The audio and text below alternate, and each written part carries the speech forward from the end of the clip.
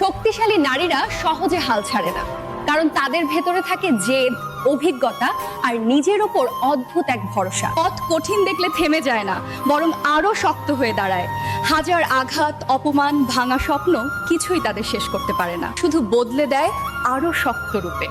যে নারী নিজের ভরসা নিজেই হতে পারে, তাকে হারানোর ক্ষমতা কারো নেই।